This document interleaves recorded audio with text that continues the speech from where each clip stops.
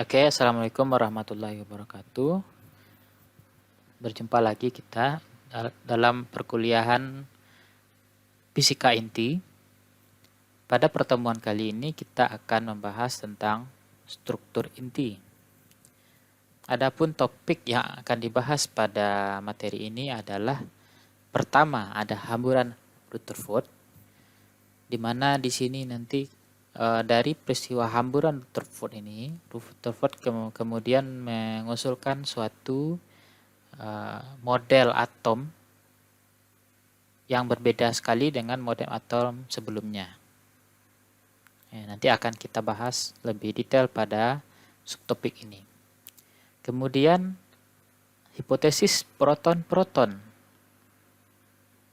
Nah, hipotesis proton-proton nanti akan membahas tentang bagaimana inti atom itu awalnya diduga adalah kumpulan dari proton yang sangat banyak sekali. Kemudian dilanjutkan dengan hipotesis proton-elektron. Ya, hipotesis ini menyampaikan teori bahwa pada inti atom itu terdiri atas gabungan proton dan elektron. Kemudian dilanjutkan dengan transmutasi nuklir dan penemuan partikel subatomik yang lain, yaitu namanya neutron. Nah, neutron ini kemudian melahirkan hipotesis proton-neutron, di mana pada hipotesis ini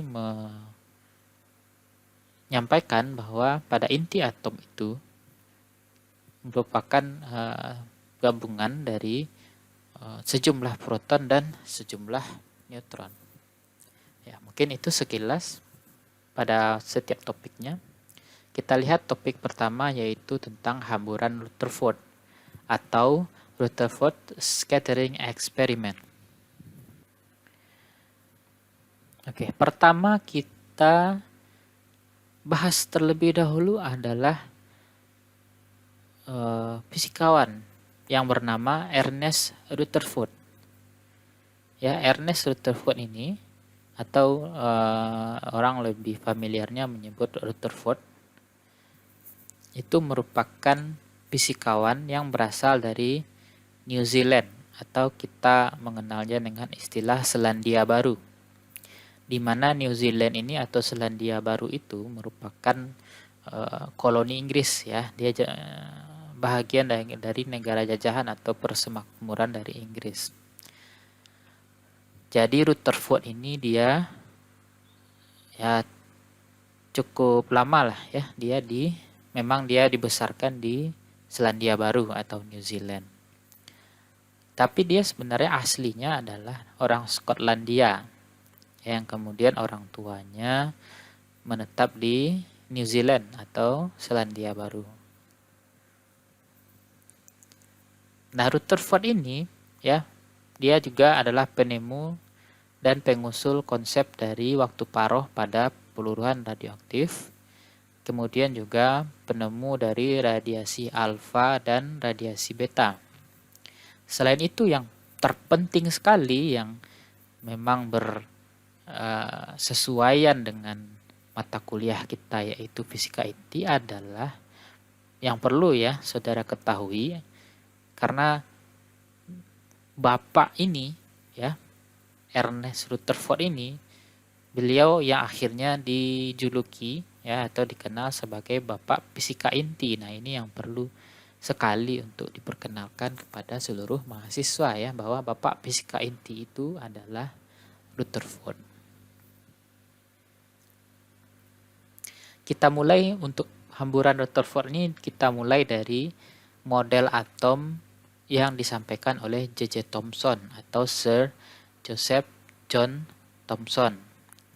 Seperti yang sudah dipelajari sebelumnya di mata kuliah fisika modern, bahwa ada beberapa tingkatan, ya, atau urutan dalam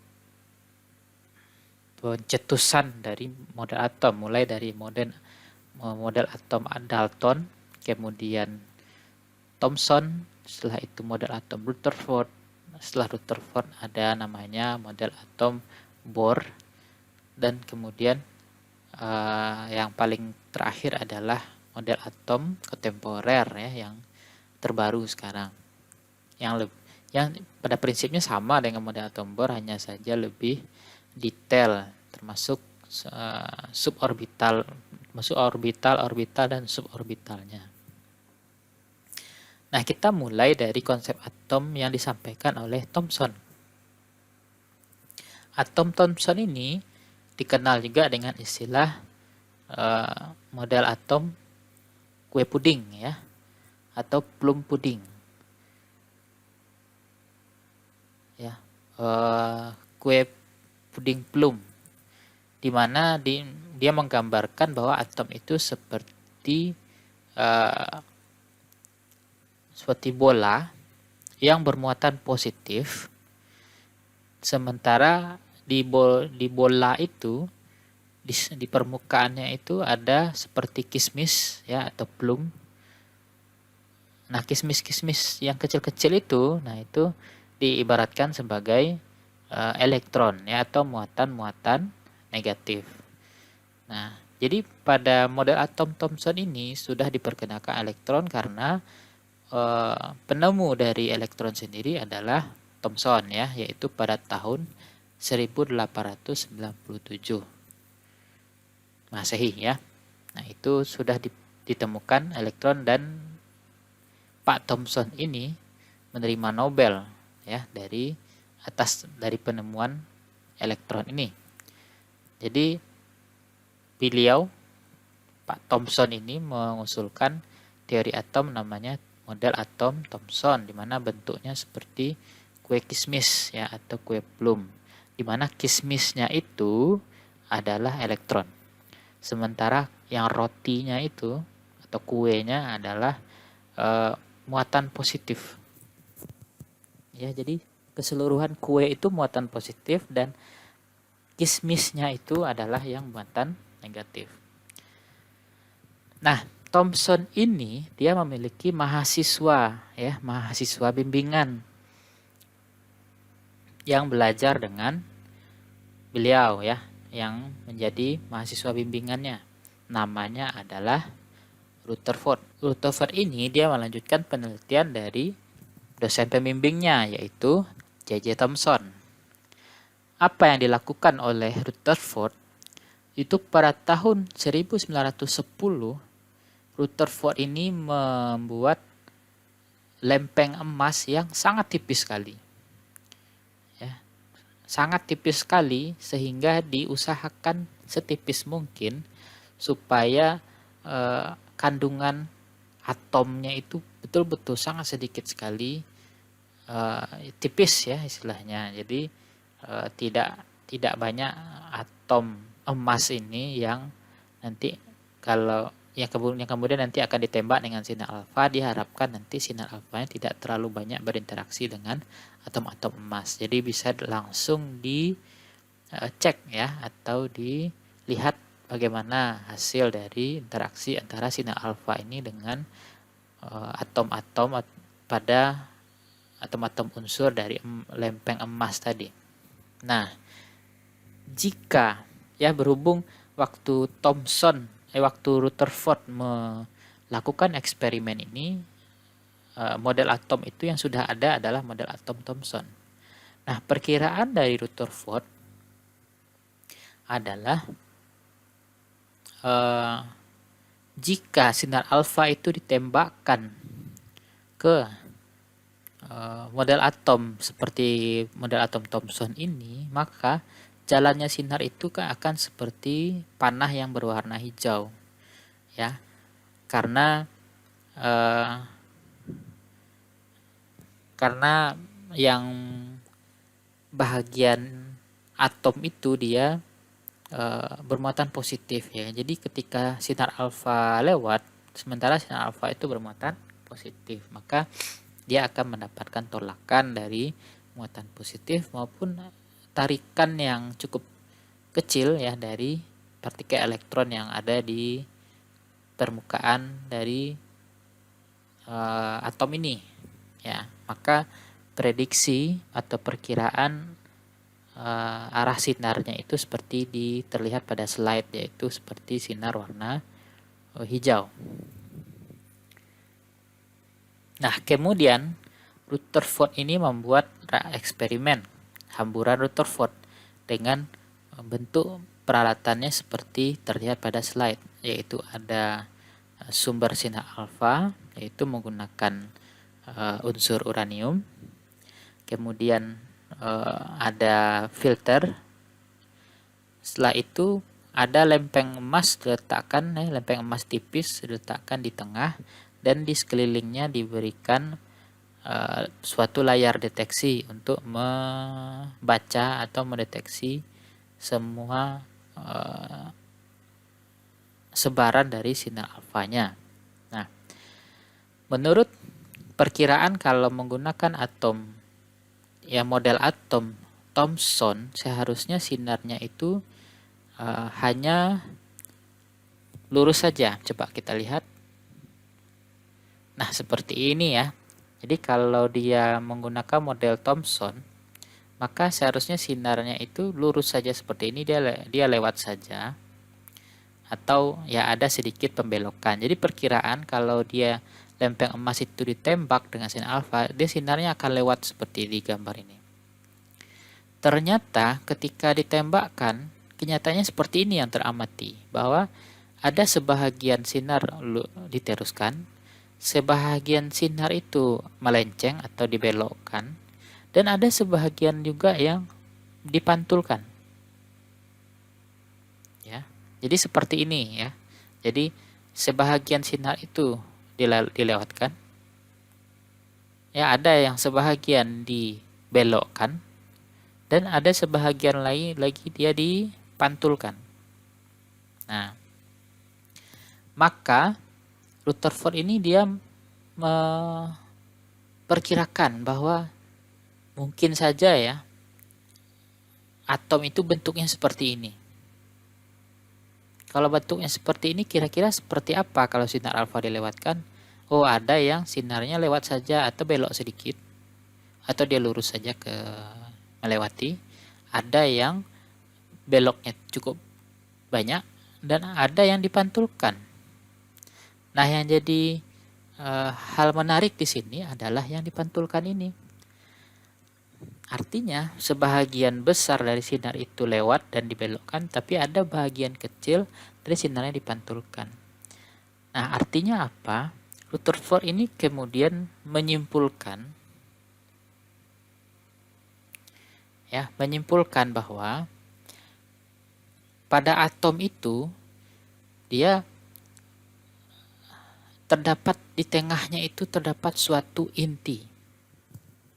Ya, dia memberikan usulan model atom yang lebih baru dari model atom sebelumnya yang disampaikan oleh Thomson. Dia mengusulkan model atom yang lain, di mana berdasarkan eksperimen hamburan Rutherford ini, dia memperkirakan bahwa atom itu sebahagian besar adalah ruangan kosong, sehingga kebanyakan sinar itu lewat, dan ada sebahagian dibelokkan kalau sinarnya itu mendekati, ya kalau seperti gambar di sini ya, artinya dia cukup dekat atau malah mengenai sedikit inti atom, maka dia akan belok.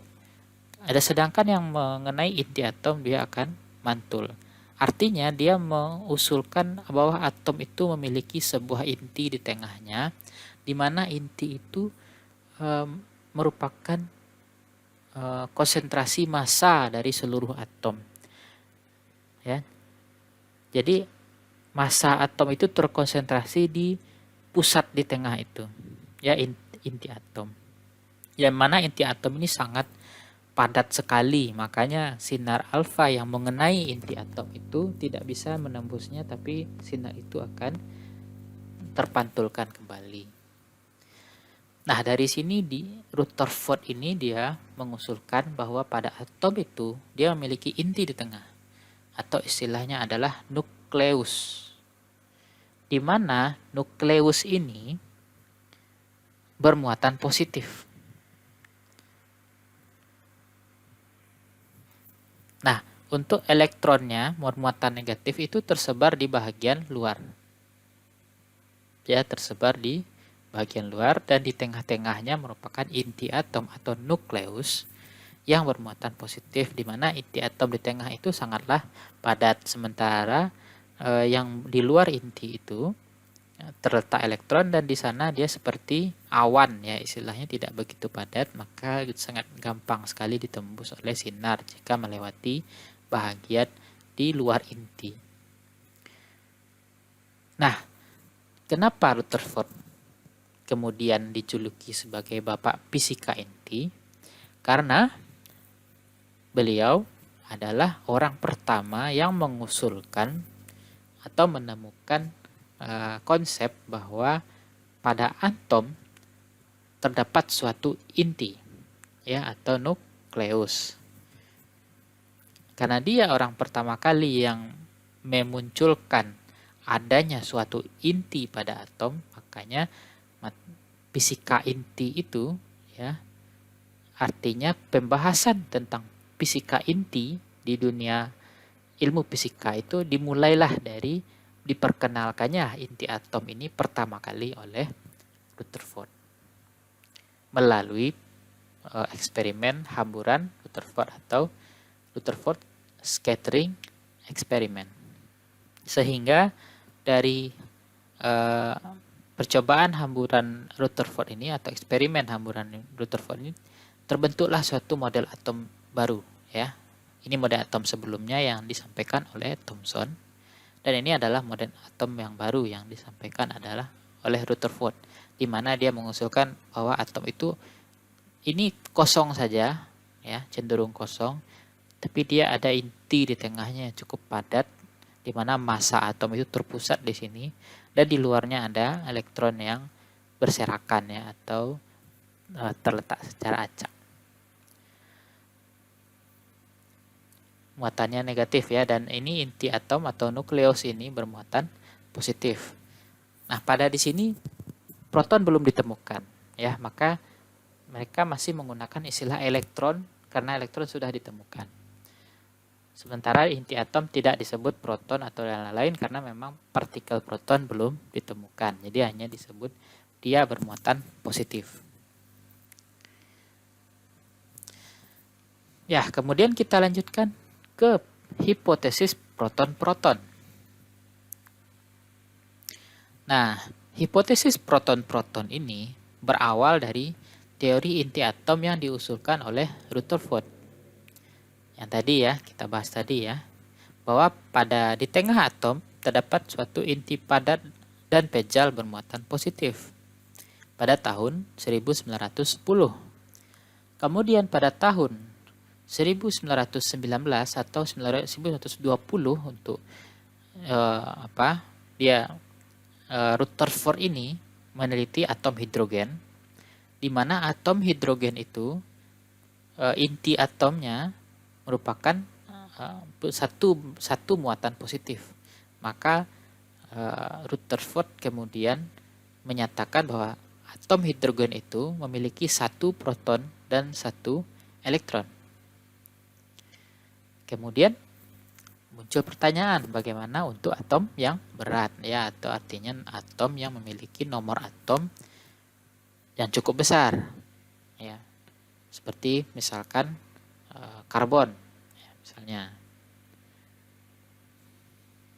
Nah, dari situ muncullah hipotesis bahwa inti atom itu kemungkinan terdiri atas kumpulan proton-proton yang sangat banyak, di mana jumlah protonnya itu nanti sesuai dengan jumlah massa atom dibagi dengan massa proton.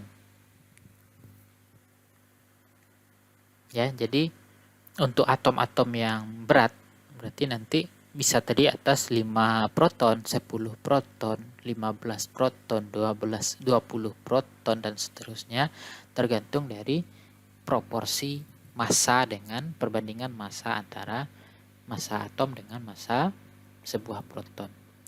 Nah, namun hipotesis ini ada kelemahan ya. Apa kelemahannya?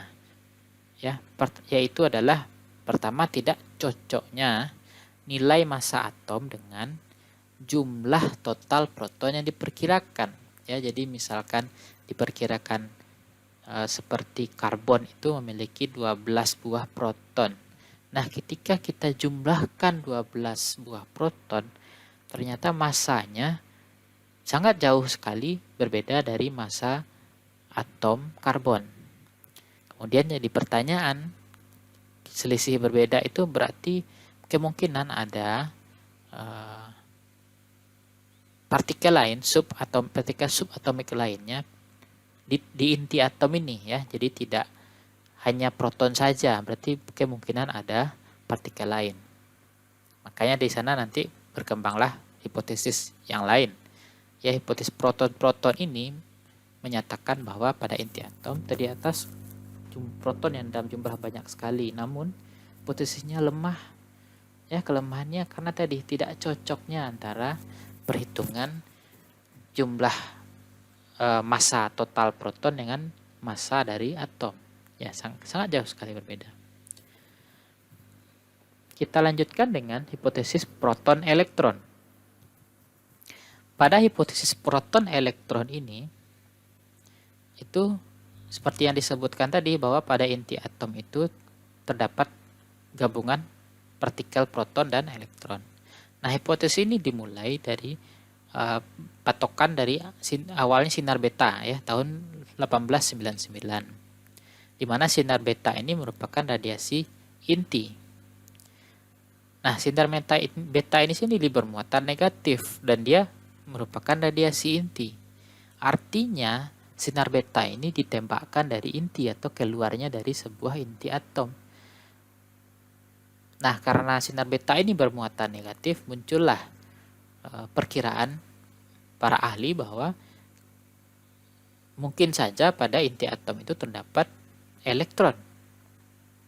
Sehingga elektron itu pada kasus sinar beta ini bisa terlepas dan menembak keluar gitu ya. Jadi makanya dia bermuatan negatif tadi. Maka ada perkiraan baru muncul, yaitu hipotesis proton elektron. Jadi memperkirakan bahwa inti atom selain terdapat proton juga terdapat sejumlah elektron di dalamnya. Sehingga tadi kita kelemahan pada hipotesis proton-proton tadi. Nah, sekarang kekurangan massanya bisa ditambahkan dengan jumlah elektron. Nah, dengan diusulnya proton elektron ini ada terdapat kecocokan antara nilai massa atom dengan perkiraan total massa elektron yang diperkirakan pada inti atom. Ya, sudah mulai mendekati nilai yang hasil terukur ya, massa atomnya berapa. Namun ada beberapa kelemahan dari hipotesis ini. Ada dua ya. Pertama, ternyata setelah dilihat energinya tidak nampak kecocokan antara energi elektron dengan energi dari radiasi sinar beta. Ya, dan dicocokkan dengan nilai energi minimum elektron pada sebuah atom. Yang kedua adalah ketidakcocokan dengan spin inti, ukuran inti, momen magnetik inti, serta bentuk interaksi proton elektron. Sebagai kita ketahui, proton bermuatan positif dan elektron negatif. Tentu kalau keduanya kita gabungkan di dalam satu tempat yang cukup padat dan cukup bejal ya inti atom itu, maka tentu akan muncul tarikan yang kalau mereka jaraknya dekat seperti yang kita pelajari pada hukum Coulomb ya, bahwa semakin dekat jaraknya maka gaya tariknya akan semakin besar ya, atau sebaliknya ya, semakin jauh jarak kedua muatan itu gaya tariknya akan semakin melemah secara kuadratik. Ya, berarti ini pertanyaan itu, bentuk interaksi proton elektron di mana mereka cukup dekat interaksinya di sana, jaraknya cukup dekat, tentu akan muncul suatu gaya tarik menarik yang sangat besar sekali karena jarak yang sangat dekat itu. Tentu nanti bisa berbahaya ya ketika positif dengan negatif bertemu. Nah, ini tidak cocok di sini. Ya, ada dua kelemahan dari hipotesis ini. Nah, ini dua tokoh yang terkait dengan topik ini. pertama adalah Walter Botte, yang kedua adalah James Chadwick. Kita lihat pertama adalah transmutasi nuklir. Apakah itu transmutasi nuklir? Pertanyaan ya. Transmutasi nuklir adalah suatu peristiwa ya, berubahnya suatu unsur kimia menjadi unsur kimia yang lain melalui reaksi nuklir. Nah, gambar di bawah itu adalah ilustrasinya misalnya di sini, di mana uranium ketika mengalami reaksi nuklir, di sini namanya reaksi fisi, di mana uranium 235 nanti dia berubah menjadi uranium 236, setelah itu mengalami transmutasi nuklir dan berubah menjadi kripton dan barium. Selain perubahannya menjadi unsur lain berupa kripton dan barium, dia juga melepaskan partikel lain yang pada saat itu belum diketahui apa, ya, partikel misterius. Nah, jadi pada tahun 1931 itu Walter Botte, tadi ada fotonya, sama temannya Herbert Baker, dia melakukan penembakan polonium dengan sinar alfa. Dari hasil penembakan itu ternyata dia menemukan suatu unsur lain, yaitu beryllium atau boron atau lithium sama kripton. Nah, itu kalau kripton uranium tadi ya. Ini kalau polonium nanti dia bisa menghasilkan tiga dari unsur ini. Jadi artinya unsur poloniumnya akan hilang dan dia mengalami transmutasi menjadi unsur lain, yaitu beryllium, atau bisa jadi boron atau bisa jadi lithium. Nah, ternyata pada perubahan unsur tadi, polonium menjadi unsur lain tadi, ternyata itu juga dibarengi atau bersama juga terpancar suatu partikel baru yang pada saat itu belum dikenali oleh orang. Awalnya, kecurigaan partikel tersebut adalah partikel gamma. Namun setelah diselidiki lebih detail atau lebih mendalam, ternyata partikel ini tidak memiliki sifat-sifat yang sama dengan partikel gamma. Ya, karena dia awalnya dicurigai sebagai partikel gamma. Sementara dia tidak memiliki sifat-sifat yang sama dengan partikel gamma. Berarti ini bukan partikel gamma, kan seperti itu kesimpulannya ya. Nah, itu masih partikel misterius. Nah, James Chadwick melanjutkan kerja dari Pak Walter Botte ini. Ya, jadi dia melakukan eksperimen lagi untuk mengecek dari partikel misterius ini ya, atau partikel baru ini. Nah, dari serangkaian eksperimen, tidak satu ya, banyak sekali eksperimennya, maka dia mendapatkan kesimpulan bahwa unsur tersebut bukanlah sinar gamma, tapi dia bermuatan netral. Masanya cukup besar, ya, hampir sama dengan proton, namun agak lebih berat sedikit. Jadi dia lebih besar masanya daripada proton, tapi sedikit, tidak begitu banyak. Kemudian pada tahun 1932 ya, Botte tadi melakukan eksperimennya tahun 1931. Nah, pada tahun 1932 kemudian Chadwick menamai partikel itu dengan nama neutron, ya, asal katanya karena dia bermuatan netral. Nah, jadi tahun 1932 inilah ditemukannya neutron. Penemunya bernama James Chadwick. Dan pada tahun 1935 Chadwick ini dia mendapatkan hadiah Nobel dari penemuan neutron ini. Ya, jadi penemu neutron namanya adalah James Chadwick. Dan pada tahun 1935 dia mendapatkan hadiah Nobel dari temuannya ini. Nah, dari sini muncullah, karena ditemukan partikel baru yang bernama neutron, maka muncullah prediksi jangan-jangan di inti atom tersebut ada proton sama neutron. Karena tadi kalau perkiraan proton sama elektron ada beberapa kelemahannya yang tadi. Ya.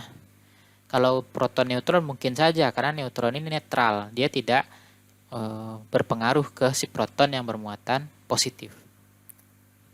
Ya, karena dia netral tadi ya, dia tidak memiliki muatan.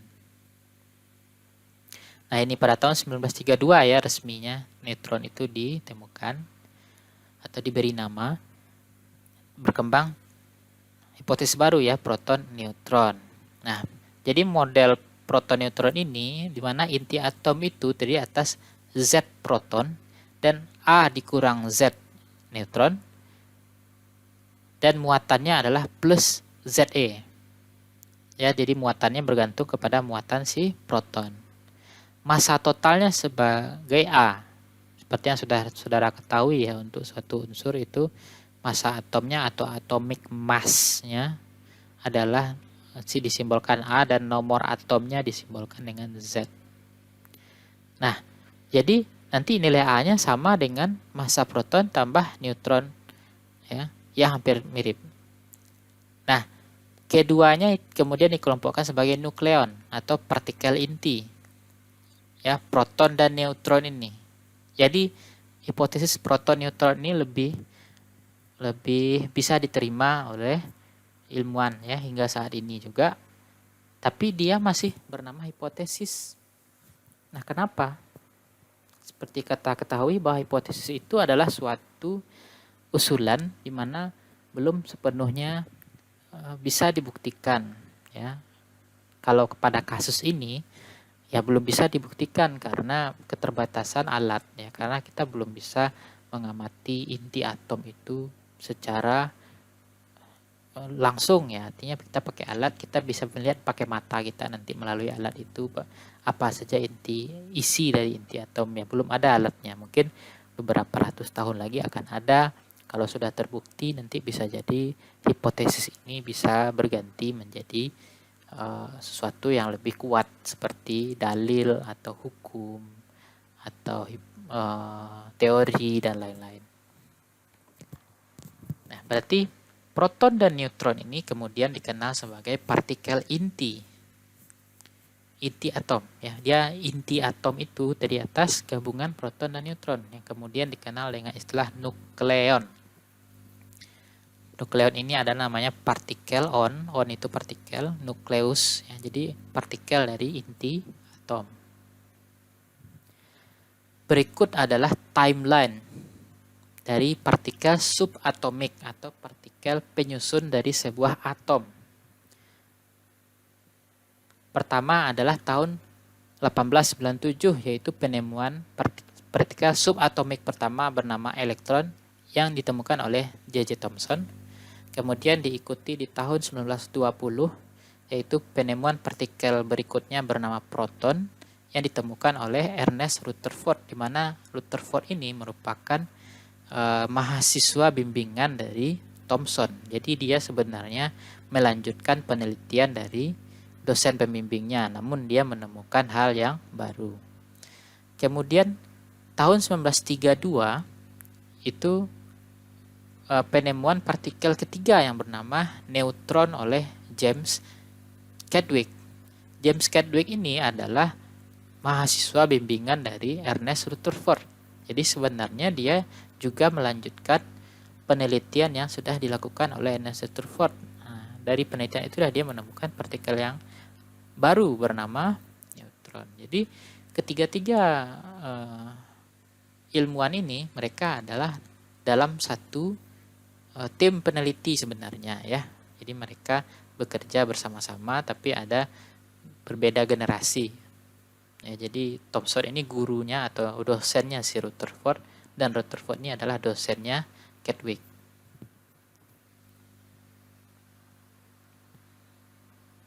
Oke saja itu penjelasan struktur inti ya, dimana kini penjelasannya lebih fokus kepada inti atom dan apa saja partikel penyusun inti atom tersebut dan bagaimana sejarahnya, perkembangan ya, timeline alur-alurnya dari awal kita bahas dari konsep atom oleh Thomson sampai hingga nanti diperkenalkannya inti atom dan diperkirakannya inti atom itu mengikuti hipotesis proton neutron, yaitu nukleon itu merupakan gabungan proton dan neutron. Ya. Oke, itu saja penjelasan mengenai materi ini. Jika masih ada pertanyaan, silahkan diajukan melalui forum yang sudah disediakan. Sekian, terima kasih. Diakhiri dengan wassalamualaikum warahmatullahi wabarakatuh.